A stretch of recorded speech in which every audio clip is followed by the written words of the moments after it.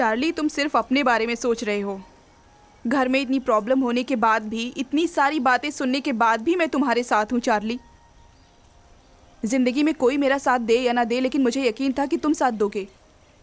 मैं इतनी प्रॉब्लम में हूँ, ना तुम मेरे साथ हो ना मेरे घर वाले। मुझे ही अपने आप को संभालना पड़ता है। मैं जिस चीज़ से गुजर रही हूँ वो तुम नहीं समझोगे।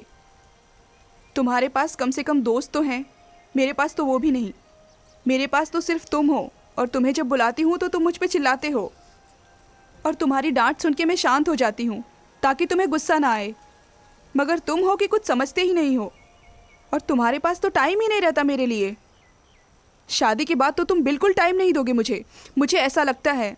और कोई इशू हुआ तो ना मेरे घर वाले, ना तुम्हारे घर वाले, और ना तुम, कोई नहीं दिखोगे। लगता है मैं हमेशा अकेली ही रहूँगी।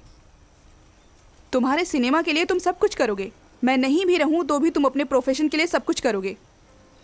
मुझे यकीन है तुमने जो किया है अपने प्रोफेशन के लिए किया है। मेरे लिए तुमने कभी कुछ किया है चार्ली? मैं किस भरोसे से तुम्हारे साथ आ जाऊं?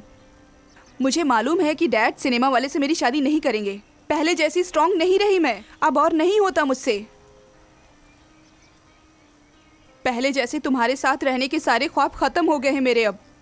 तुम्हें शायद मेरी बातें बुरी लग रही होंगी, लेकिन यही सच है।